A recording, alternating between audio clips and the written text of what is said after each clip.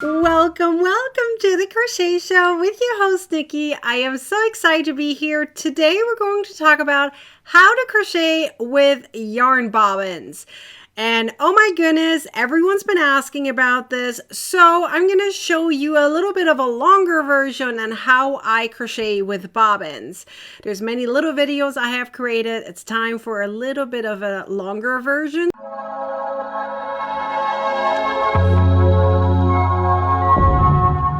Okay, so this is the entire thing. This is the leaf, right? So I'm going to show you this row 10, okay? I could be showing you this down here, but that's silly. There's barely any color changes, and I want to show you as much color changes as possible. So I'm going right in the middle. I did not have time to crochet all the way to row 10. So I'm going to pretend that I just did row 9, or that, you know, row 10 is row 2, whatever. So I have here 29 chains and then 28 single crochet stitches. So, and now we're gonna head right into it. So I don't even know if row 10 is a right or wrong row. I'm gonna pretend it's a right row right now. Okay, so first I want to show you, of course, my yarn bobbins. Okay, so here is one of them. Okay, this is the large version. There's 3 versions for week crochet.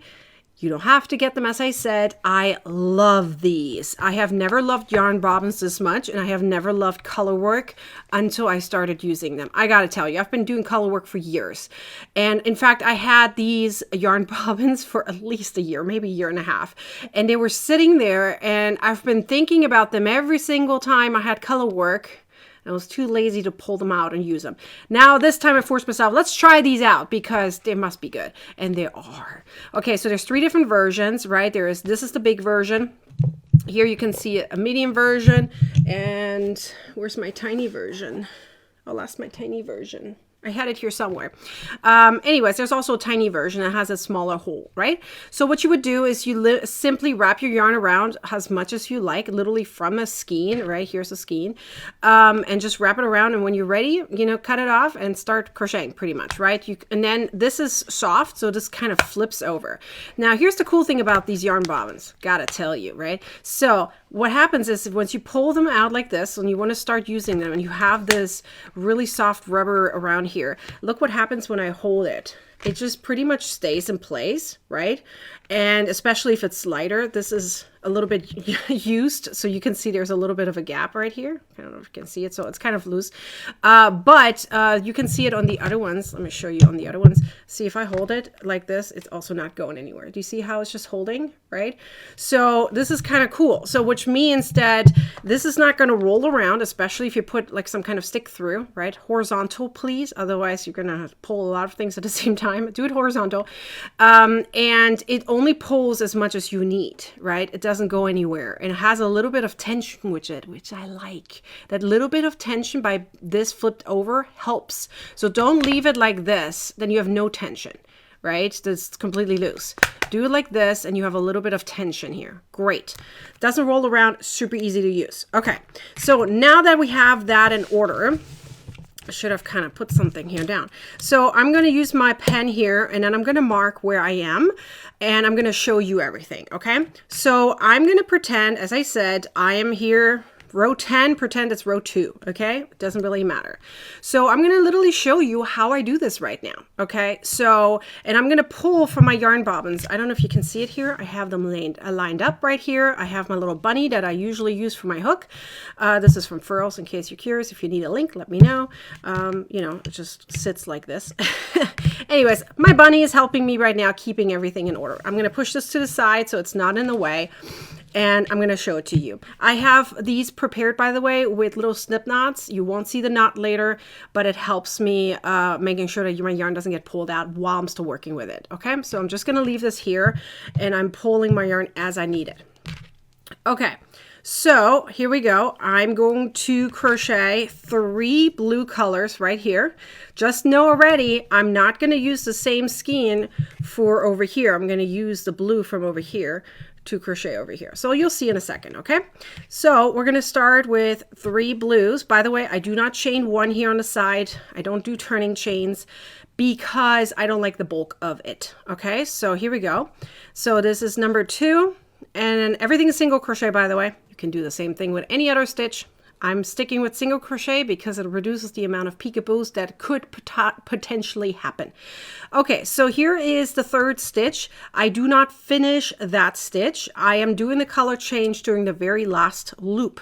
So the next color is that dark orange. Have it right here, ready to go. So I'm going to slip it in for my slip knot like so. Okay, so I keep my yarn on one side only. So I'm considering one side the right side and one side the wrong side.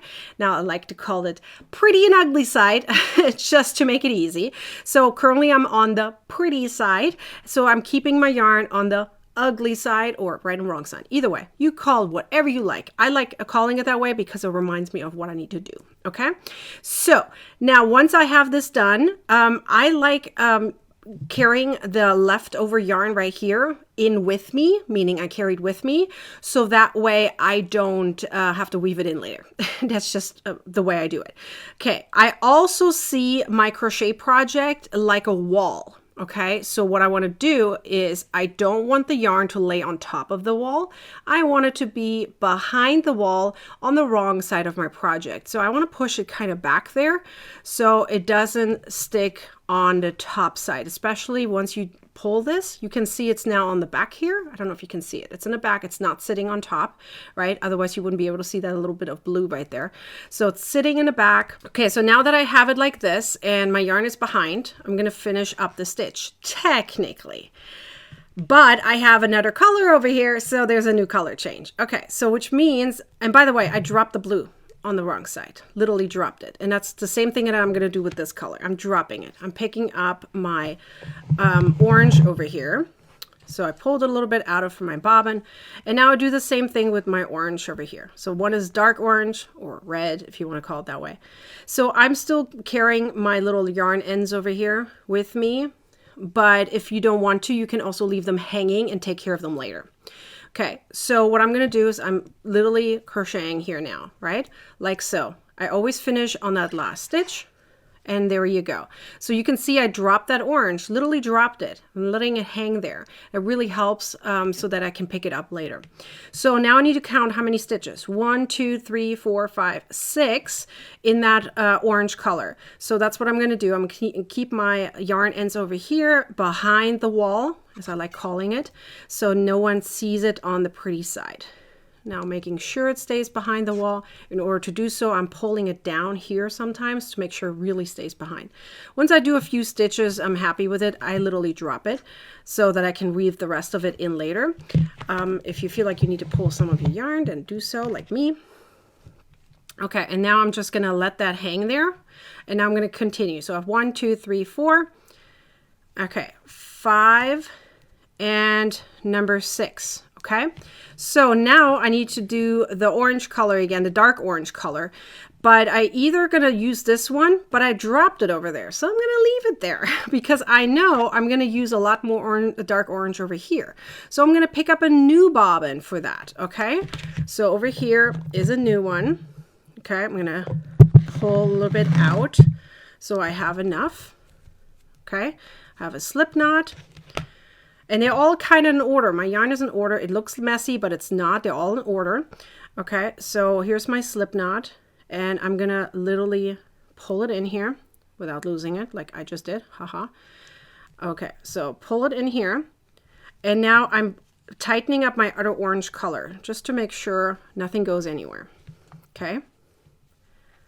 So what I do is I hold it like this, and now I pull over here a little bit. My orange that I was using. So now it's tight enough that I can now finish with that dark orange color like so. Okay, so what I need to do now is count here how many stitches, so you can cross these off so you know where you are. Okay, I did now 1 here, so I need to do 1, 2, 3, 4, 5 more. Okay, so I keep my yarn end behind there, right? So 1, what did I say, 5? Yes, 5 more. 2, 3. Now I like dropping my yarn end after 3, 4 stitches. 4. Need a little bit more yarn. And 5. Again, on the 5th one, I'm not finishing this stitch. I need to now change my colors, okay? So I'm gonna look and I see I need another orange. So here we go. I pulled another yarn skein, another yarn bobbin. Let's call it a yarn bobbin, pretend it's one, right? And now we're gonna pull the dark orange a little bit. I like holding it so it doesn't go anywhere. And now I need to count. How many of these do I need to do? 1, 2, 3, 1, 2, 3, 4, 5. Let me check these off. So 5 of them. Okay, so I need to do now 5 of them right here. So as you can see, I keep all my yarn on the wrong side of my project. Nothing is on the pretty side. So 1, 2, 3, 4, and during the 5th one, again, I'm changing colors, right? You can see I have 2 over here with the dark orange. So again, new bobbin. I literally use new bobbins for everything, because that way you can continue, especially when you have the same yarn kind of continuing on upwards. Then I use the same one, okay? So here we go. I have 2 of these. And I drop all the previous colors. I don't even carry it with me. So I have 1 and 2. And now I have the rest of them are the light blue color. So here's my light blue. And I'll show you in a second how I keep it all organized. I want you to kind of do it like one row at a time. This looks messy, but trust me, it's not. It's all in order. Okay, so here we go. 1, 2, 3, 4, and 5. And now I finished the row. So now I'm going to show you how I keep everything organized, because it may look messy. So first of all, let me show to you how it looks like. Let me hold it like this. Do you see any peekaboos? I don't see any peekaboos, which is a great thing. So peekaboos would be if yarn is bleeding through. I don't see any of that. It's very clean. It's very organized and no issues at all. Now, if you can see now, if I hold like this, right, all the colors are kind of lined up exactly where they need to be. Now they're a little loose, but if I pull like this, right, you can see they're all organized. They're all where they need to be. So now in order to flip it, you flip all your yarn to the other side. So if you have all in bobbins, right, all you got to do is you flip your entire thing around like so. I have it on my little stand. So now I need to just flip everything around. And now I'm on the other side, right? So now I'm on the wrong side. Obviously the wrong side looks messy. That's where all the yarn is going to hang down. So let me show you real quick here how I'm going to handle this, right? So if we have all this done. Let me check them all off. Let me just do a couple stitches here so you can see how I change color on the wrong side, because I don't want to keep the yarn on a pretty side. I want to keep it on the wrong side. Let me show you real quick how I do that. So we're going to do 3 stitches in blue and then change to that dark orange again, okay? So I want to keep my yarn where it needs to be. So right here is my blue, right?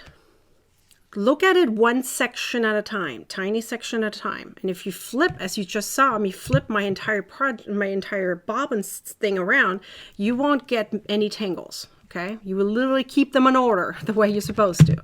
So let me pull a little bit of my yarn because I need some. Having that little bit of tension on the bobbin helps. Yes, you're going to pull on it while you're working on it, but it also doesn't go anywhere.